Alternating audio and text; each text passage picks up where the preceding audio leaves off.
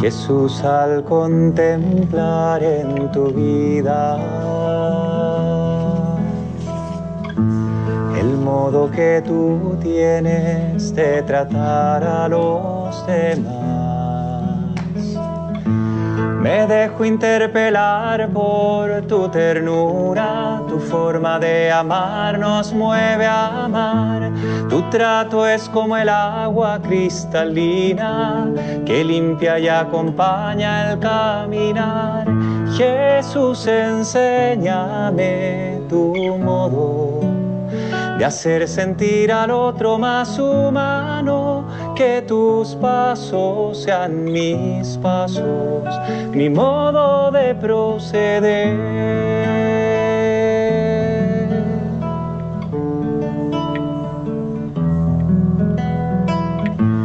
Jesús, hazme sentir con tus sentimientos, mirar con tu mirada, comprometer mi acción, donarme hasta la muerte por el reino, defender la vida hasta la cruz, amar a cada uno como amigo y en la oscuridad llevar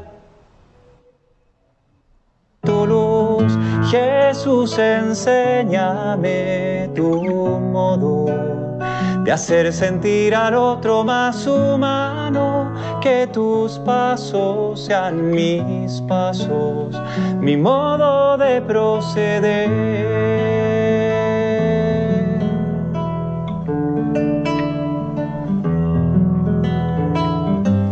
Jesús, yo quiero ser compasivo con quien sufre, buscando la justicia, compartiendo nuestra fe, que encuentre una auténtica armonía entre lo que creo y quiero ser. Mis ojos sean fuente de alegría, que abrace tu manera de ser. Jesús, enséñame tu modo de hacer sentir al otro más humano, que tus pasos sean mis pasos, mi modo de proceder.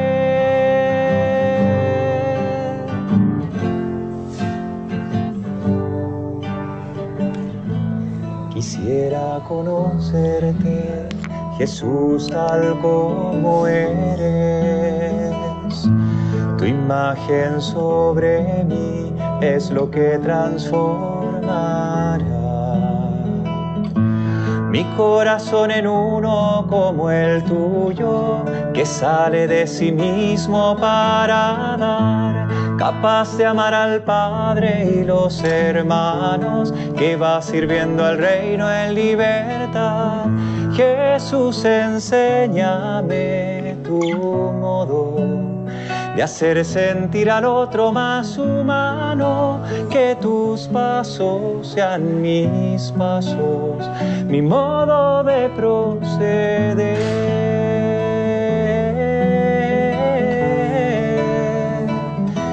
Enséñame tu modo, Señor.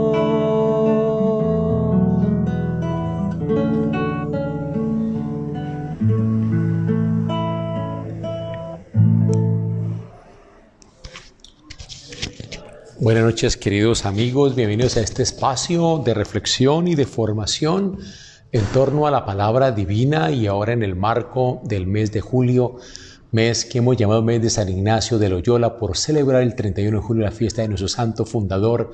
Le da un toque muy especial, porque si hay espiritualidades ricas, y ciertamente todas son muy ricas, la nuestra nos invita a un conocimiento interno de la persona de Jesús, que lo que estamos haciendo a través de este estudio bíblico es conocer internamente la persona de Jesús. Y conocer internamente no es que tú y yo sepamos cosas de Jesús, teóricas, teorías, hipótesis, explicaciones, de estudios teóricos. No, estamos hablando de una experiencia vital. debe enamorarnos de esa persona de Jesús, tener un contacto íntimo con el mismo Jesús para que esa experiencia nos toque profundamente la vida y nos transforme. Eso es lo que busca San Ignacio con su espiritualidad y quiere que tú y yo entremos en ese caminar. Entonces, este estudio bíblico pues no es solamente acudir lo que las ciencias bíblicas han aportado a un mejor conocimiento de los textos sagrados y sobre todo el Nuevo Testamento en que estamos nosotros desde hace varias semanas en esta reflexión, sino realmente poder tú y yo meternos en un contacto directo con este Jesús que es nuestro Salvador, el que nos da vida en abundancia. Vamos a encomendarnos al Señor y encomendémonos a San Ignacio de Loyola, este gran hombre, este gran fundador de la Iglesia, el fundador de la Compañía de Jesús, que nos ayude realmente a ese conocimiento interno de la persona de Jesús. En nombre del Padre, y del Hijo, y del Espíritu Santo. Amén. Y hagámoslo con la linda oración del tomad, Señor, y recibid. Tomad, Señor, y recibid toda mi libertad, mi memoria, mi entendimiento y toda mi voluntad, todo mi haber y mi poseer. Vos me lo disteis, a vos, Señor, lo torno. Todo es vuestro. Disponed a toda vuestra voluntad. Dadme vuestro amor y gracia, que ésta me basta. Amén.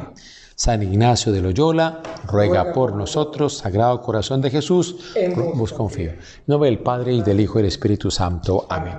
Bueno, nosotros llevamos ya varias semanas pues en esta aproximación desde la ciencia crítica bíblica, desde la historia de las tradiciones, la historia de las formas, la crítica literaria, estudiando qué es lo que en los evangelios podemos decir del Jesús real. Es decir, de aquel Jesús que vivió en Galilea, que murió en Jerusalén, este Jesús real. Porque ya hemos dicho que los evangelios como tal son una confesión de fe de la comunidad cristiana apostólica, hablando del año 70 en el caso de Marcos, año 80 en el caso de Mateo, año 90 en el caso de Lucas, año 100 en el caso de Juan. Y lo que tenemos allí presentes en los evangelios es una confesión de fe de la comunidad apostólica, de la iglesia cristiana en sus inicios. Y cuando están allí colocando a la persona de Jesús en acción, lo que están es colocando es a la misma comunidad cristiana en lo que ellos están viviendo, en lo que ellos están haciendo. Pero nosotros podemos preguntarnos de esto, ¿qué es lo que es de Jesús? ¿Qué es lo que viene realmente de Jesús? Y aunque la ciencia crítica nos ayuda a ver que lo que tenemos en los evangelios no es una biografía de Jesús y no es posible construir una biografía de Jesús, sí es posible captar en esa confesión de fe aquello que es originario de la misma persona real de Jesús. Y estamos en ese esfuerzo. Y hemos dicho ya varias cosas. Lo primero, que Jesús anunció un reino de Dios, que lo anunció en un lenguaje muy típico, muy de Jesús, que son las parábolas. Que este Jesús efectuó en su vida real una vida pública y que en esa vida pública que él hizo, lo primero que él hizo fue formar un grupo de discípulos, un grupo de compañeros, y que este grupo de compañeros tiene una finalidad. Inclusive nosotros hemos meditado, incluso en el Evangelio del domingo anterior, estamos meditando cómo Jesús forma un grupo de misioneros con la idea de formarlos hacia la misión y que vayan a anunciar el reino de Dios. Y hace 8 años estamos analizando eso, que pues no es posible, porque la iglesia ya formada en el año 80, año 90, es la que está misionando, es la que está anunciando el reino de Dios. Cuando Jesús forma este grupo de discípulos, ellos todavía no entienden de qué se trata. Incluso cuando Jesús muere, ellos aún no han entendido quién es la persona de Jesús. Por lo que hemos explicado en gran detalle, ellos, los discípulos, van a entender quién es Jesús después de su muerte y resurrección. Y van a captarlo lentamente, gradualmente, y entender que aquel que murió en la cruz es el mismo que resucitó.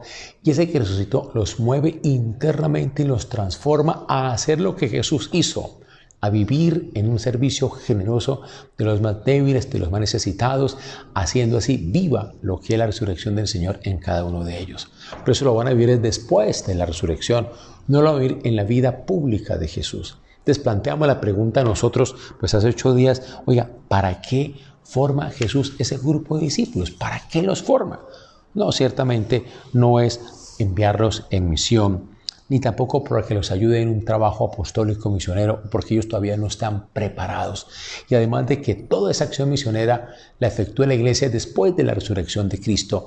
Y si tú y yo entendemos literalmente el Evangelio, que es una confesión de fe, creyendo que Jesús en su vida pública ya envía a los apóstoles a predicar el Evangelio, estamos incluso nosotros saltándonos todo el misterio pascual, donde Jesús muere y resucita, y solo después de esa resurrección es cuando estos amigos van a vivir esa resurrección y la van a proclamar. Y ya hemos explicado todo eso, cómo la proclaman en fórmulas de fe, que lo que hacen es poner en frases muy concretas toda una experiencia de vida. Pero eso tiene que pasar 30, 40, 50 años después de la muerte y resurrección de Cristo.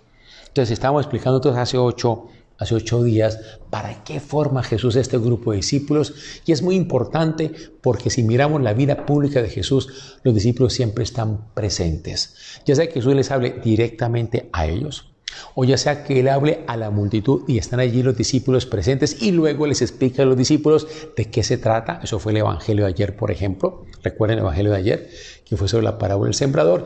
Y luego los discípulos le dicen, Señor, explícanos esta parábola. Pues Jesús les explica a ellos de qué se trata la parábola del sembrador. O ya sea Jesús actuando los milagros, que es lo que vamos a trabajar nosotros en nuestra explicación de hoy. Y están los discípulos aquí presentes. Ellos son testigos de la acción de Jesús. Entonces, toda esta acción que nos habla de unos discípulos presentes, ya sea directamente a quien Jesús dirige su enseñanza o acción, o indirectamente participando como testigos de lo que Jesús enseña y hace, lo que está diciendo es que es muy importante para Jesús la formación de un grupo de discípulos. Hablándolo técnicamente, si miramos el primer evangelio, que es el evangelio de Marcos, vamos a encontrar en Marcos, mirando lo que es el primer evangelio, que es el más antiguo, el primero que se escribe, vamos a encontrar en todo el texto del evangelio, que comienza ya con la vida pública de Jesús, unas 68 referencias, ya sea que Jesús esté hablando a los discípulos, o ya sea que Él esté hablando a la multitud con los discípulos presentes, o ya sea que Él esté haciendo algún milagro con los discípulos presentes. 68 referencias, lo cual está indicando que para Jesús es muy importante que los discípulos estén allí siempre presentes. Es muy importante eso. Te estamos explicando en 8 días para qué forma Jesús discípulos.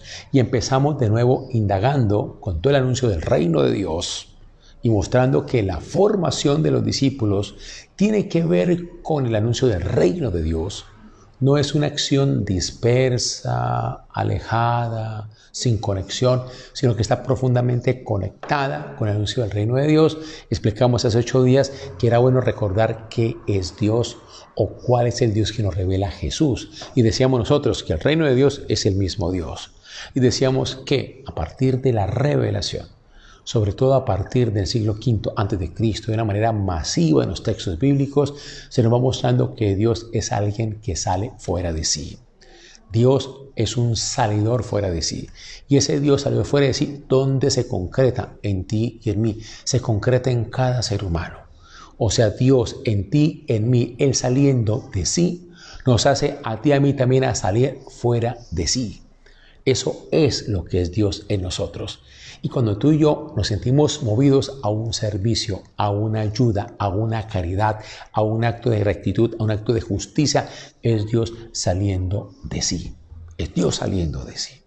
Nosotros hemos contemplado en estos días pues toda la discusión que hay acerca de Monseñor Darío de Jesús Monsalve, el arzobispo de Cali, que ha hecho una denuncia pública muy delicada y muy seria acerca de la inoperancia de nuestro gobierno actual en torno al asesinato de los líderes sociales, de los líderes campesinos, los líderes indígenas que están siendo vilmente asesinados, igualmente los excombatientes de las extintas FARC que han sido asesinados. 460 líderes sociales asesinados, más de 160 líderes indígenas asesinados, más de 217 excombatientes de las extintas FARC asesinados. En estos 6 años de proceso, 4 años después de la firma de los acuerdos, lo cual realmente es un escándalo. Y nuestro obispo de Cali, de una manera muy profética, ha dicho, esto no puede ser, esto no puede seguir ocurriendo. Hay una preocupación ante este hecho que se está volviendo parte del panorama de nuestra vida. Esto es una acción típica de Dios que invita a un salir fuera de sí, a no quedarnos nosotros conformes acerca de lo que está pasando. O sea, un Dios que nos mueve realmente hacia el otro y en este caso a proteger y a cuidar la vida de aquellos que dan la vida luchando por mejores condiciones de vida en sus comunidades periféricas, abandonadas y sometidas a grupos ilegales fuera del control del gobierno, aliados con el narcotráfico, generando un caos con miras a enriquecer sus propios bolsillos con el mismo narcotráfico. Eso es una cosa muy delicada. Pero cito este ejemplo para decir que si algo podemos decir de Dios es este Dios que habitando en ti, habitando en mí, sale de sí y al salir de sí nos hace a ti y a mí también a salir fuera de nosotros en bien de los demás. Entonces, cuando hay una persona que es servicial, que es generosa, que es sensible al otro, es una persona que está siendo movida por el impulso mismo de Dios, que es un salidor fuera de sí. Y decíamos todos los 8 días que el ser humano ónticamente se puede definir como aquel que está llamado a ser lo que es. Y lo que es, desde la inhabitación de Dios presente en él, es un ser que sale fuera de sí.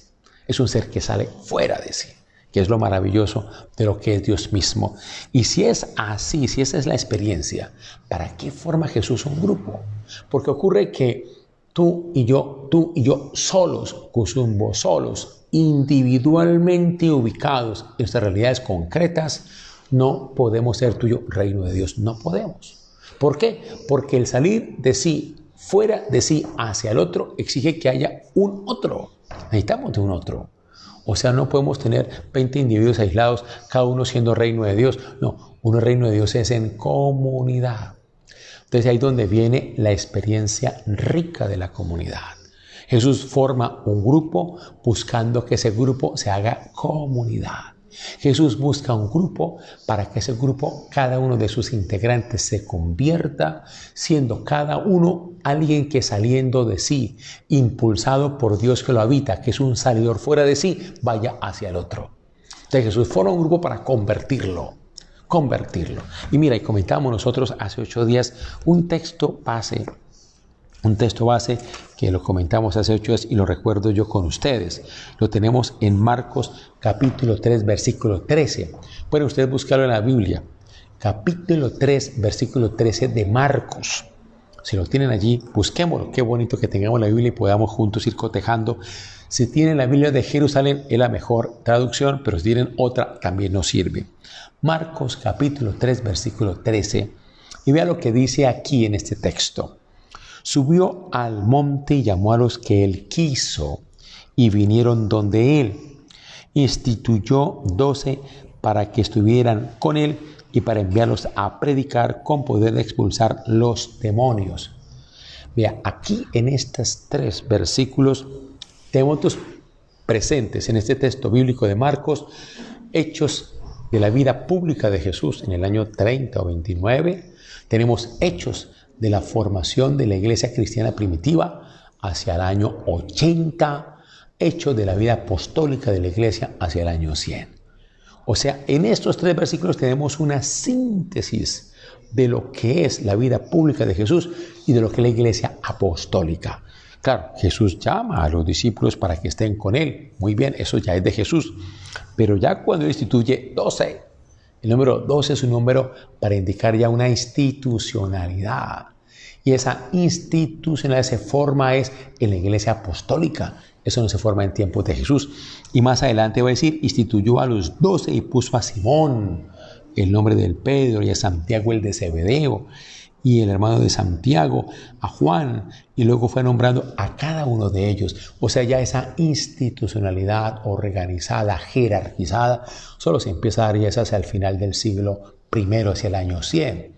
Y nosotros lo sabemos por Ignacio de Antioquía, que en sus cartas nos va ya hablando de una jerarquización que se da en la iglesia a través de los presbíteros, de los diáconos, de los obispos, que vienen a ser ellos los que son sucesores de los apóstoles. Entonces, con eso que estoy diciendo a ustedes, hermanos queridos, y repetimos, aquí tenemos una síntesis abigarrada de lo que es esa formación de los discípulos, pero es para que los forma para convertirlos, para que cada uno, tomando conciencia del Dios que lo inhabita, de Dios que los inhabita, cada uno vaya dejando de ser un buscador de propios intereses para buscar el interés y el bien del otro. Y eso implica dejarse llevar por ese impulso de Dios en ellos que lo lleva a salir fuera de sí. Esa es la acción creadora de Dios. Recordemos que explicamos eso ampliamente cuando hablamos del reino de Dios. La acción creadora de Dios en ti y en mí que nos lleva a salir fuera de sí hacia el otro. Entonces, para eso es que Jesús forma discípulos, para que ellos sean una comunidad. Ahí donde está la diferencia entre grupo y comunidad. La gran diferencia. ¿Qué es un grupo? Personas, cada uno buscando sus propios intereses y que están organizados con una finalidad funcional. Una empresa es un grupo. Una organización es un grupo. Una cooperativa es un grupo. Pero Jesús quiere que vayan más allá, que sean comunidad. ¿Cuál es la diferencia entre grupo y comunidad? El grupo están asociados por un interés funcional, pero cada uno busca su interés.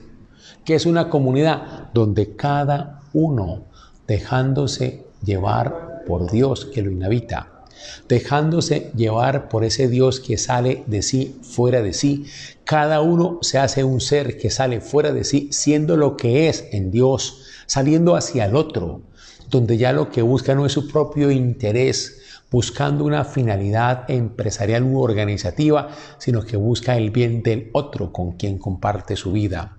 Y cuando eso se da, aparece la comunidad. ¿Cómo sabes que tu pareja es comunidad? Cuando cada uno se desvive por el otro. ¿Cómo sabes que tu familia es comunidad? Cuando cada uno de sus integrantes se desvive por cada uno de los otros integrantes de esa familia. Eso es una comunidad. ¿Cómo sabes que tu casa es un hogar y no es un hotel? Cuando cada uno está buscando el bien del otro y cada uno se desvive por el otro y cada uno se hace pedazos por ayudar y hacer bien al otro. Eso es lo que hace de una casa un hogar. Pero mientras cada uno solo busque su propio interés y su conveniencia y estén unidos solo por razones funcionales, por razones de operación y de comodidad y de organización, estamos en un hotel. Estamos en un grupo. Jesús va a formar la comunidad. Y terminamos nosotros, eso fue como que terminamos hace 8 días, que Jesús, cuando forma la comunidad, Él quiere que la comunidad esté en función del reino. Es decir, anunciar el reino en este caso es un grupo de personas donde cada uno, desviviéndose por el otro, evangeliza a los demás. Por lo tanto, vamos descubriendo que en Dios, cuando Él nos va haciendo salir de nosotros en función del otro, nos está creando. Recordémoslo, la acción creadora de Dios. Eso fue el sentido del Evangelio de ayer, que nosotros lo explicamos ampliamente hace unas 3-4 semanas. Lo del sembrador, ¿se acuerdan? Que la semilla es la palabra de Dios y la palabra de Dios es la acción creadora de Dios que está presente en ti y en mí y desde dentro nos está trabajando para llevarnos a ti y a mí a la finalidad para la cual somos. Y la finalidad para la cual somos es ser hombres y mujeres saliendo de sí en función del otro.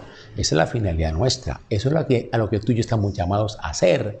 ¿Y qué ocurre cuando en un grupo existe eso? Se vuelve comunidad. Cada uno viviendo en función del otro y buscando siempre su bien. Y cuando esa comunidad vive esa caridad de ese modo vivida, se convierte en evangelizador de otras comunidades. Entonces, un ser humano se vuelve en creación de Dios cuando él se deja impulsar por Dios a salir fuera de sí.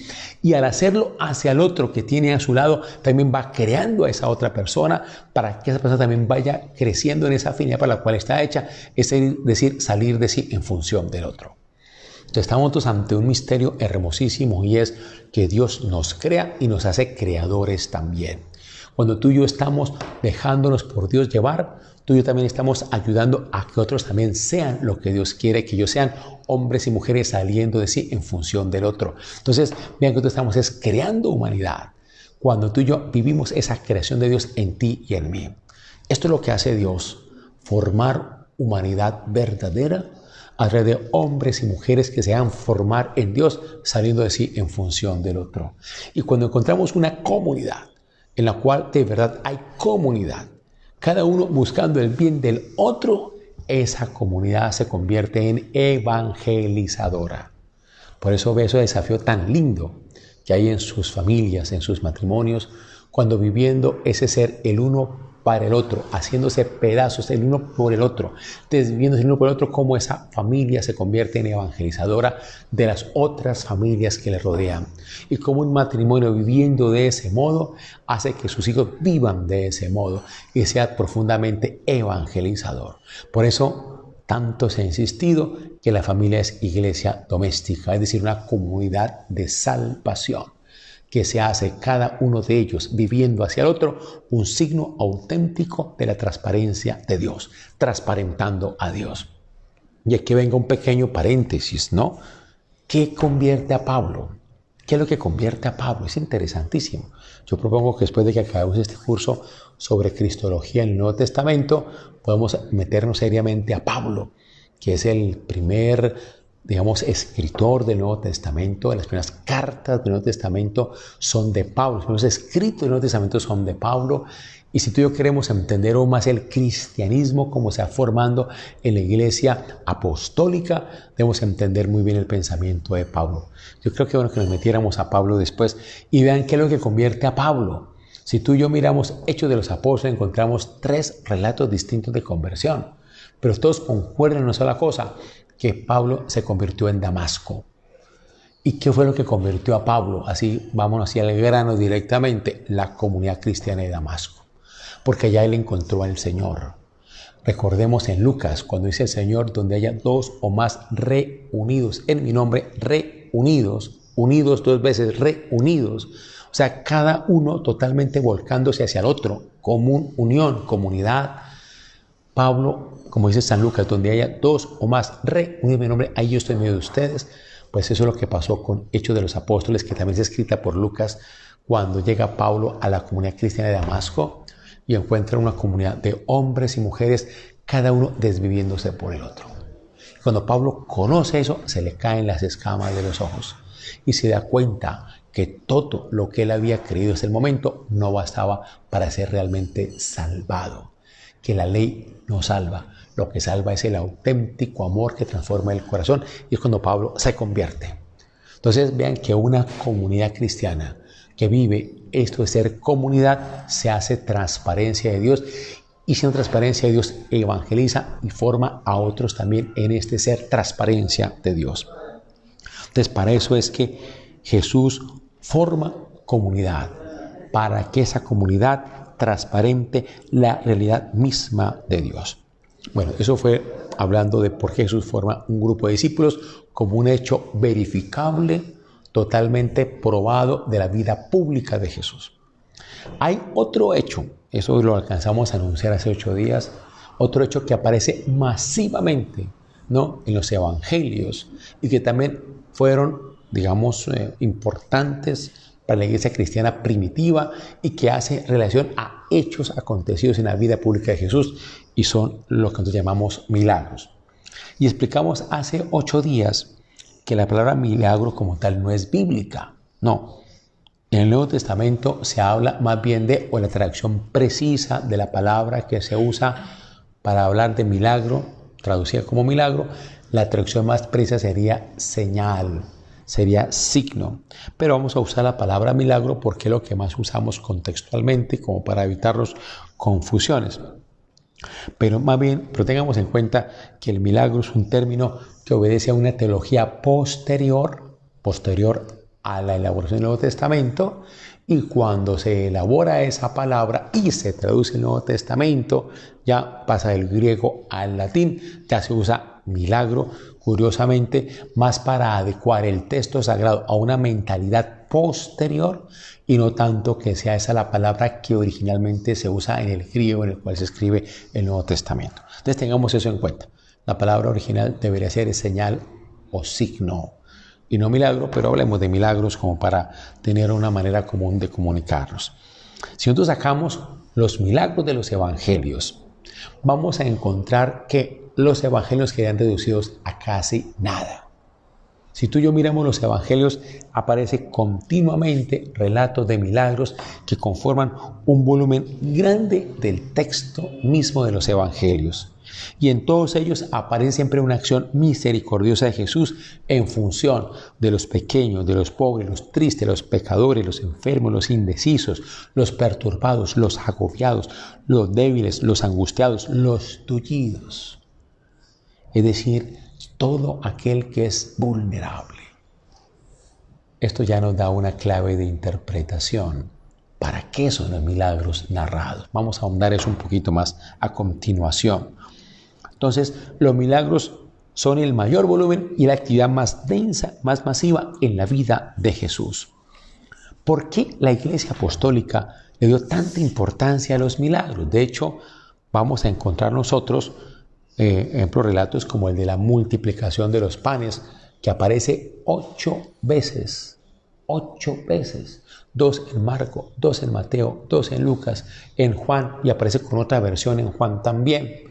Si miramos el relato de la curación del ciego de Jericó, aparece entre 5 y 6 veces, tanto en Mateo, nos aparece en Juan, nos aparece en Betesda, ubicado en Betesda, o aparecemos en Marcos, aparece en Jericó, como ve también en Lucas, lo ubica en Jericó. O sea, aparece masivamente este hecho de los milagros en Jesús. Entonces es bueno que tú y yo pues nos preguntemos, hay que preguntarnos muy seriamente esa parte, a qué se refieren los milagros y qué es lo que ellos quieren decir. Y esto realmente es un problema, porque nosotros cuando leemos los milagros así incautamente, podemos estar tú y yo haciendo una distinción del hecho narrado, del texto mismo con el cual ese hecho es narrado. ¿Qué estoy yo diciendo con eso? Que a veces tú y yo confundimos la verdad del milagro o del relato del milagro con el hecho mismo que es narrado en el milagro. Y nos preocupamos más por entender cuál fue el hecho que es narrado y nos olvidamos de la narración como tal. Cuando hablamos de la verdad en los evangelios, recordemos eso, lo mencionamos anteriormente, la verdad no es una fotografía del relato, como si el relato nos narrara algo que hubiese acontecido pormenorizadamente como allí es narrado. Porque los evangelios no nos narran los hechos como si fuera una fotografía tomada de la vida pública de Jesús. Aquí explicamos nosotros eso en su momento. Jesús hace el año 29, 28, 29, 30, Él hace algo. Los discípulos que están con Él ven esa acción que hace Jesús. Pero Jesús en ese momento no es relevante, no es importante, ¿no? Ese hecho queda como adormecido en la mente de esos discípulos. Pasan los años, ya explicamos todo ese proceso. Jesús se hace relevante, se hace importante. Y allí los ya discípulos, después de la resurrección, 5, 10, 15, 20, 25, 30, 40 después de la resurrección, ellos recuerdan ese hecho que había quedado semidormido y guardado durante todos esos años. Y ellos ese hecho lo arman en forma de un relato. Y ese relato va a ser armado para comunicar algo. Y ese algo no se identifica con el hecho mismo. Ya hemos dicho eso. Los evangelios, la verdad de ellos, igual que toda la verdad del Nuevo Testamento, igual que toda la verdad de la revelación, no es como si fuera una fotografía lo que allí estuviéramos tú y yo contemplando. No, es un relato que es armado, que es creado por un autor sagrado, comienzas a comunicar algo. Por eso tenemos que preguntarnos nosotros cuál es la verdad que tenemos tú y yo en esos textos de los evangelios. Es el hecho como tal, que es un posible hecho de Jesús que permaneció dormido en la mente de los discípulos y luego recordado muchos años después y que es armado en un relato, o más bien la intencionalidad que tiene el texto con el cual es relatado el hecho. O es el hecho como tal, o es el relato que nos narra el hecho. Y el relato es, en su intencionalidad que tiene el autor sagrado, lo que nos va a decir la verdad de lo que es allí relatado. Entonces tú y yo tenemos que preguntarnos siempre, muy sinceramente, es cuál es la intencionalidad que tiene ese relato. Entonces si tú y yo leemos con inteligencia estos relatos de milagros y no nos quedamos en el hecho como tal, vamos a la intencionalidad que tiene el autor sagrado. Bueno, y comentábamos nosotros el milagro de Gerasa, que aparece en Marcos capítulo 5, versículos 1 a 20. Es un relato bastante largo. Nos cuenta que Jesús está en Gerasa, se va al otro lado del lago Tiberíades, sobre la costa oriental. Él va allá al cementerio, va a los extramuros, va al muladar. Ya ahí hay una intencionalidad que tiene ya el autor sagrado. ¿Por qué ubica a Jesús en el cementerio, en los extramuros, en el muladar? Porque ahí es donde están los pobres, los sufrientes, los excluidos, los abandonados, los enfermos, aquellos que eran considerados impuros y que no pueden estar dentro de la población o caserío porque eran echados hacia allá. Primer punto interesante, allá donde están los pobres y allá donde va Jesús, Él va es para allá. Esto no es accidental, porque Jesús va a esos lugares de extramuro, de muladar, de cementerio, porque es allá donde está la miseria humana que Jesús va allá a redimir, a redimir. Recordemos que en muchos milagros se nos dice que Jesús sana o ocurre milagros cuando está saliendo o entrando de la ciudad. Miremos esos relatos. Siempre saliendo o entrando de la ciudad los milagros, porque es allí donde están los excluidos y los enfermos, los que son considerados impuros según la mentalidad tradicional de la época. Entonces, esta gente enferma era echada de la ciudad y ahí encontramos un endemoniado. Y un endemoniado es una persona con una enfermedad rara, Cuando en ese tiempo, hace 2000 años, no se encontraba la causa de la enfermedad, se atribuía la causa a un demonio. Era una manera mítica de explicar las cosas. No existe la ciencia de hoy en día, pero en ese tiempo no había la ciencia de hoy en día. Hoy en día tú ya sabemos, hombre, qué causa una epilepsia, qué es lo que causa una depresión, lo sabemos perfectamente, qué es lo que causa una sordera de oído, perfectamente. Pero en tiempos de Jesús, pues no. Y como no se podía explicar porque no era la ciencia del momento, pues se le atribuía a un mito y ese mito se explicaba a través de un demonio que estaba allí como algo que causaba la enfermedad que tenía esa persona. Entonces, cuando hablamos de un endemoniado, hablamos de una persona que tiene una enfermedad. Y en este caso, cuando este enfermo nos habla de que está poseído por una legión, está indicando que la enfermedad que tiene es una enfermedad bastante complicada. Posiblemente una locura totalmente compleja que tiene esa persona. Legión, eso es. Pero vea que hay cosas interesantes para que meditemos. ¿Por qué estos demonios le piden a Jesús que lo dejen meterse en los marranos? Y Jesús se lo permite. Y ellos se meten en esos marranos y todos esos se ahogan por el acantilado. Eso tiene una finalidad. ¿Para qué narra eso? Pero el punto a su cual va todo el relato, que es donde hay que marcar la atención, es lo que pasa con el endemoniado. O sea, el endemoniado, él se convierte en un evangelizador. Cuando termina el relato, él le pide a Jesús irse con él y Jesús no se lo permite. ¿Y qué le dice? Más bien da tu cuenta de la misericordia que Dios ha tenido contigo. Y él se va, y dice el relato de Marcos, que él se va evangelizando por toda la Decápolis. O sea, él se hace un apóstol también. Entonces, todo este relato, creado, armado por el autor sagrado, es para comunicarnos que aquella persona que ha experimentado en su vida sanación, ha experimentado restauración de lo que él es, que ha vivido una profunda conversión en su corazón, se convierte en apóstol. Y se va a hacer apóstol entre los suyos, porque se va por toda la Decápolis, que era su tierra, anunciando la misericordia que Dios había tenido con él. Ese es el punto interesante que hay allí. Y cuando la comunidad apostólica, Iglesia Apostólica, está elaborando este relato, lo que está invitando es a que la gente sanada y convertida no se quede al interior de la comunidad como resguardándose en la comunidad, sino que se haga un apóstol misionero llevando a evangelizar la misericordia de Dios. Entonces, la final del relato es ese. No es quedarnos tú y yo mirando el hecho extraordinario de una persona muy enferma que se sana, sino una persona que sanada se hace evangelizador, que se hace apóstol, testigo de la misericordia del Señor. Cuando tú y yo miramos otro de los relatos, yo creo que si alcanzamos por lo menos a introducirlo, ¿no? Es la multiplicación de los panes. Este relato es bastante interesante. Si tú y yo miramos Marcos Marcos, vámonos a Marcos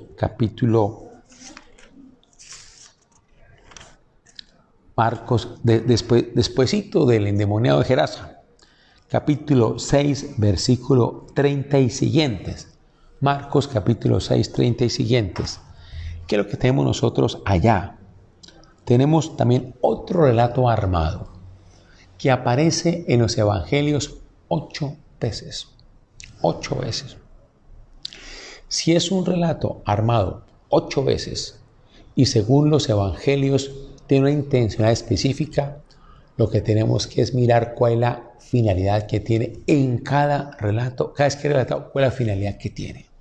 Vamos a encontrar la multiplicación de los panes 2 veces en Marcos, 2 veces en Mateo, 2 veces en Lucas y también 2 veces prácticamente en Juan. Eso quiere decir de que era un relato importante en la comunidad cristiana apostólica y a través de Dios quiere comunicar algo. Tú y yo tenemos que pensar es que tenemos que ir siempre con mucho juicio y con una lectura muy atenta a lo que el relato nos está diciendo. No nos quedemos con el hecho, sino con el relato. Tenemos que preguntarnos qué es lo que dice el texto con que el hecho es narrado. Tenemos que ir al texto. O sea, ¿cuál es la verdad de todo esto? Yo quiero repetirlo de nuevo otra vez. ¿Por qué se narran las cosas como se narran? Esa es la verdad que tenemos que buscar. ¿Por qué se narran las cosas como se narran? ¿Por qué se ponen tales elementos? En el anterior, los marranos, el endemoniado, el muladar, ¿no? El evangelizador después de ser sanado, etc. ¿Por qué se ponen esos elementos? Los demonios, ¿por qué se ponen esos elementos? Lo otro es, ¿cuáles son los elementos que están presentes en el texto? ¿Por qué hay una cosa que viene aquí? ¿Por qué una cosa que viene allá? ¿Qué es lo que el autor del texto que ha armado, que ha creado ese relato, quiere meter en tu cabeza, meter en mi cabeza? ¿Qué es lo que nos quiere meter?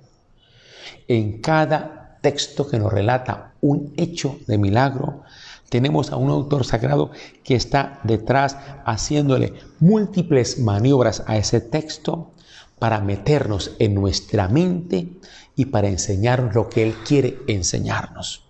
Esta es la verdad. El hecho narrado es un medio para meternos verdades. ¿Y cuál es el hecho? Es la parte que es difícil de saber. Ya decíamos antes que acerca de este endemoniado en cuanto que explica a través de un mito, el demonio, una enfermedad muy rara, puede ser una epilepsia, puede ser una depresión o puede ser una locura bien complicada en la persona, pues lo que nos está narrando allí no es algo histórico, en el sentido que explicar como una posesión de un demonio, una enfermedad rara, no es histórica. Entonces la preocupación aquí no es tanto narrarnos algo histórico, sino narrarnos una finalidad que quiere. Entonces tenemos que preguntarnos, hombre, ¿qué es lo que nos quiere decir?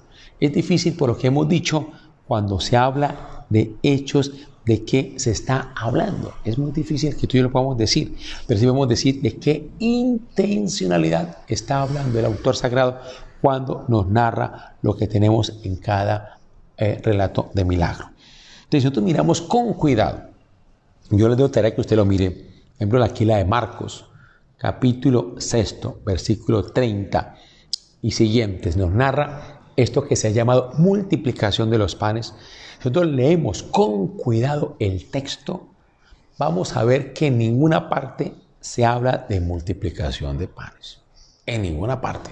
Si tú y yo miramos el mismo texto que está acá, como lo aparece, por ejemplo, en Marcos, por ejemplo, dice acá, el versículo 39, pero van a leerlo completo, por favor, pero yo quiero leer esa partecita clave.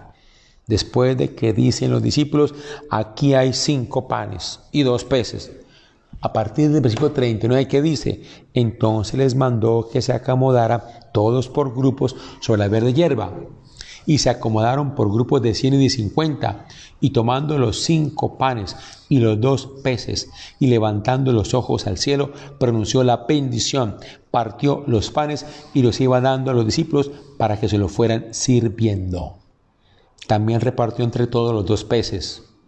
Todos comieron y todos se saciaron. En ninguna parte aquí habla de multiplicación, en ninguna parte. Entonces, nosotros lo hemos llamado multiplicación de los panes, pero es un nombre mal puesto porque en ninguna parte el texto nos habla de multiplicación. Entonces tenemos que preguntarnos a qué se refiere el autor sagrado, qué intención tiene el autor sagrado. Si tú y yo miramos películas como las de Zeffirelli, por ejemplo, películas, una obra de arte, otras películas de Jesucristo, ¿qué encontramos como estos grandes directores de cine escenifican este relato? Colocan a Jesús frente a una cesta vacía y Jesús empieza a sacar de la cesta vacía toneladas de pan, toneladas de pez. Y creemos que el milagro es eso. Y por ahí no va la cosa, hermanos queridos, porque como estamos viendo acá, Jesús no hace ninguna multiplicación. Cada relato que hemos llamado de la multiplicación de los panes tiene una edición distinta del hecho. Ya he dicho que son 8 ediciones distintas del mismo hecho. Eso quiere decir que lo que importa no es el hecho, porque si el hecho importara, habría una sola edición de ese hecho y punto, pero si es narrado 8 veces en ediciones distintas, es porque cada edición tiene una finalidad diferente que tú y yo tenemos que llegar a entender. Ese es el punto. Entonces, veamos así, y lo introduzco, me perdonan que les voy a robar 2 minuticos y como comenzamos tarde, yo sé que ustedes me van a perdonar, pero quiero dejar esto planteado para que ustedes luego lean el texto con calma. Vean pues, hay que preguntarnos por la finalidad del texto, es lo que yo quiero que a ustedes les quede claro. La revelación es el texto mismo, es el texto lo que nos revela, lo que nos quiere comunicar, no es el hecho narrado, sino la narración del texto, por favor. Un relato de Jesús donde aparecen unos panes. Encontramos 5 panes. ¿De qué se trata? Hay una gente hambrienta. Jesús ve que están en lo descampado, están lejos de Cafarnaún, están a la orilla del mar, han estado todo el día allí, sin duda, a sol intenso, han sudado todo el día, ciertamente tienen hambre, se acabó la reflexión o enseñanza de Jesús, se acabó el discurso de Jesús. Los discípulos le están diciendo a Jesús que despida a esta gente, que se vayan a sus casas. Y es aquí cuando Jesús pregunta qué es lo que le está enseñando. He estado hablándoles de misericordia y ahora cuando aparece esta necesidad, lo más fácil es despacharlos según lo que los discípulos quieren. Entonces, ¿qué es lo que quiere Jesús? Que hagan misericordia, hagamos esa misericordia. Entonces los discípulos responden, no, pero Señor, no tenemos plata, aquí hay mucha gente, no hay plata, no tenemos plata. Y Jesús hace la pregunta, es que se necesita mucha plata. Necesitamos mucha plata para poder ayudar a la gente. Es la pregunta que hace Jesús. Y él pregunta, no hay nada, nadie tiene nada. Y es cuando alguien aparece con esos 5 panes y 2 peces. Jesús, ¿qué hace? Tráiganos y los reparte. ¿Cuál es la punta del relato? La punta del relato es sencillamente esta. Si se reparten las cosas, da para todos y sobra. Esa es la finalidad del relato. Si se reparte lo que tiene, da para todos y sobra. Nadie queda sin comer si se reparten las cosas. En ninguna parte se habla de multiplicar. No. Tenemos que leer el texto con mucho cuidado. O sea, el milagro, repito, no es que Jesús esté frente a un canasto vacío y empiece a sacar toneladas de pez y toneladas de pan, ¿no? Y a repartir. No. El milagro realmente es que cuando se comparte lo que se tiene, todos comen y sobra. Esa es la enseñanza que quiere darnos el Señor con este relato maravilloso. Hay que compartir lo que hay y lo que hay. Así sean 5 panes, lo que tengamos, lo compartimos. Ese es el punto. No necesitamos mucha plata, necesitamos compartir lo que tenemos. Y déjenme terminar, perdónenme que yo esté abusando de ustedes, pero es que este es un tema que me parece precioso.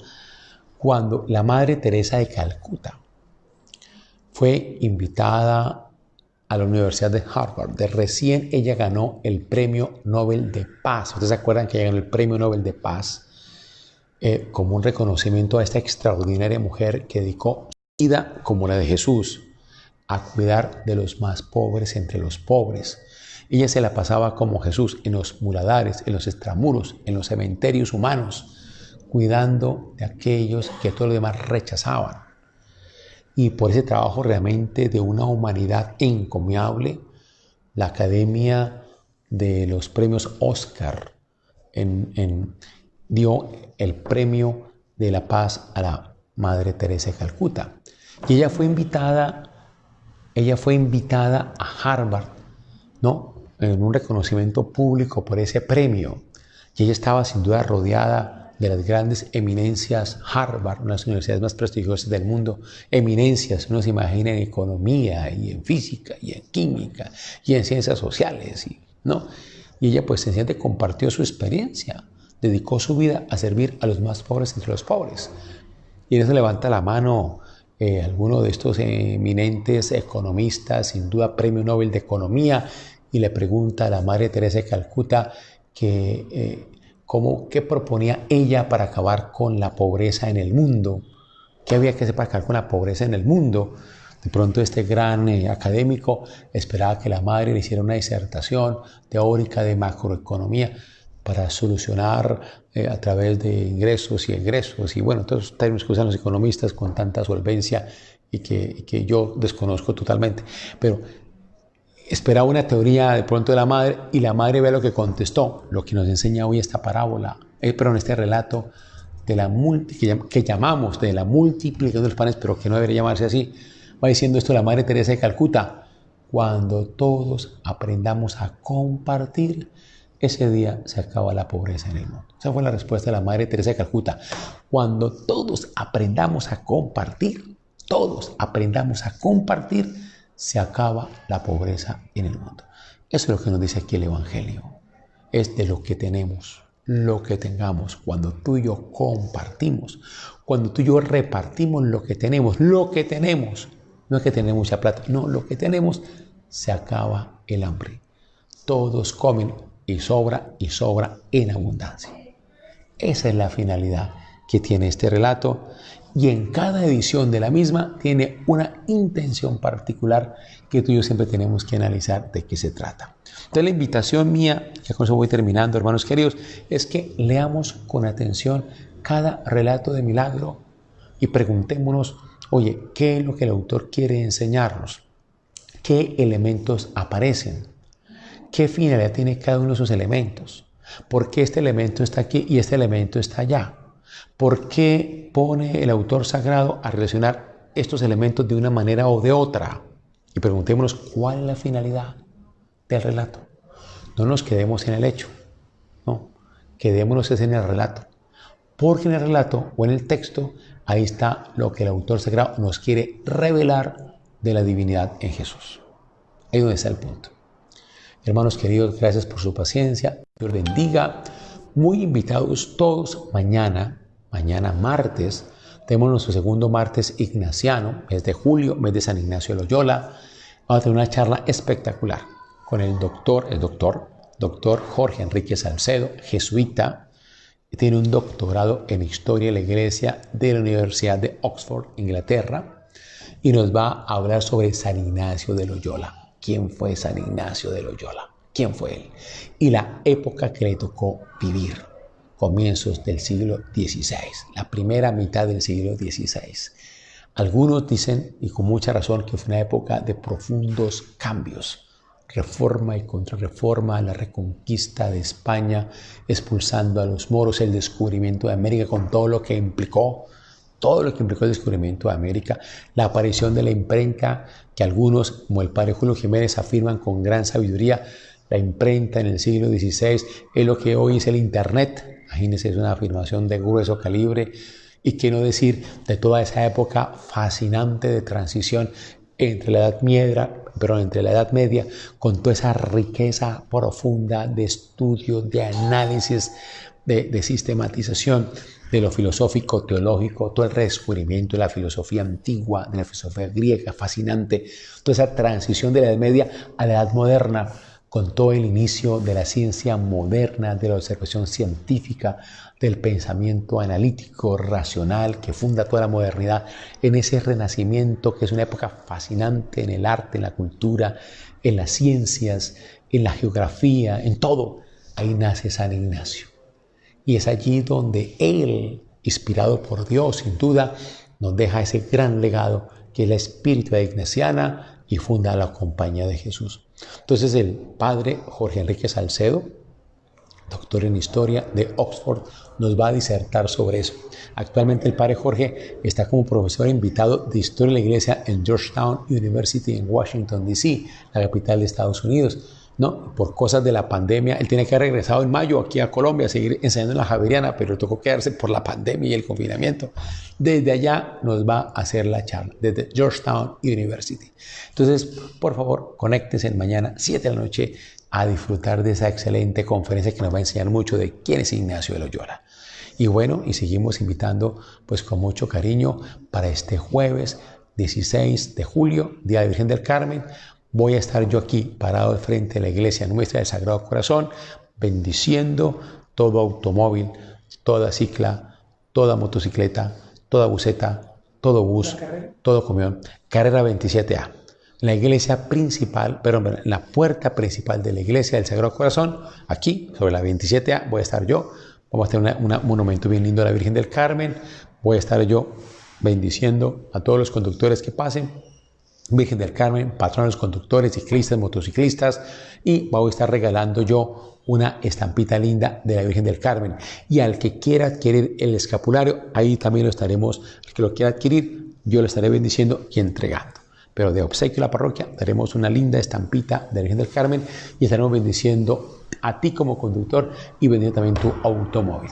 Voy a estar de 7 a 8 de la mañana, voy a estar de 11 a 12 del día y voy a estar de 5 a 6 de la tarde, pues para que nos acompañen en ese momento.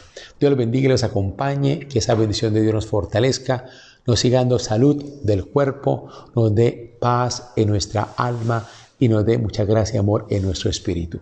Padre, Hijo y Espíritu Santo descienda sobre ustedes, les acompañe y guarde ahora y siempre. Amén. Amén. Buenas noches para todos ustedes.